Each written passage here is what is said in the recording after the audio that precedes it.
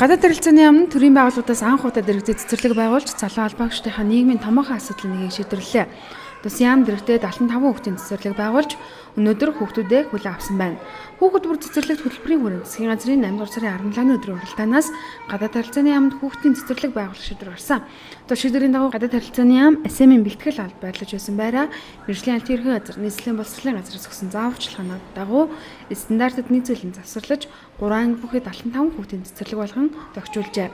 Цэцэрлэг тохижуулах ажилд яамны болон тэтмэн төлөөлөгчдийн газруудын ажилчны өдрийн цалингаа хандивлаж, Иргэн хотын консулын газар санал ширээ зэргийг эргүүлж дэмдэмнээ цэцэрлэгээ босгосон байна. Тус цэцэрлэг нь Сүхбаатар дүүргийн 16 дугаар цэцэрлэгийн салбар гэж явгууд нэг ангид 2 багш ажиллана. Гадаад харилцааны яамны цэцэрлэг бол байгууллагын цэцэрлэг гэдэг энэ шинэ үзэгдлийн хамгийн анхны цэцэрлэгүүдийн нэг болж байгаамаа. Ийм цэцэрлэг зөвхөн манай яамн дээр биш, олон байгууллага аж ахуй нэгж үйлдвэрийн газрууд дээр байгуулагдах баха.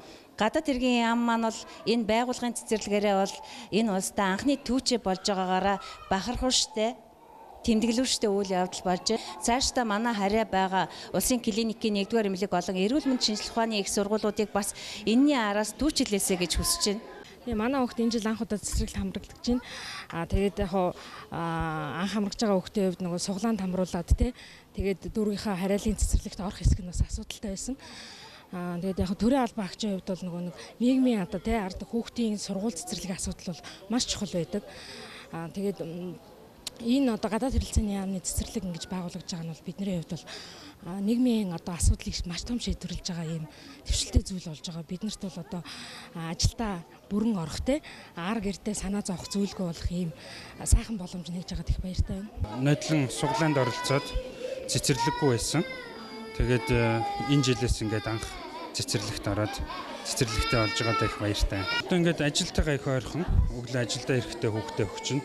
Оройтх юм бол бас манай энэ цэцэрлэгийн багш нар орой бас хүсэлтээр орой хүүхэд хараад өгчих боломжтой гэж байгаа. Тэгэхээр одоо бидний энэ ажилд маш их төхөн болж байна гэж үзэж байна. Гадаад харилцааны яамны дэргэдэх цэцэрлэгт анх удаага цэцэрлэгт орж байгаа 29 хүүхэд байна.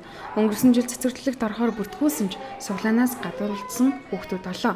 Тус яам нь 140 гаруй ажилсагтай дийлэнх нь залуу мэргэжилтнүүд бөгөөд цэцэрлэг байгуулснаар өглөө оройд хүүхдээ авахт гардаг хүндрэл багасах, ажлын байрны бүтээмж өсөх зэрэг эерэг хандлагууд гарна гэж үзэж байна.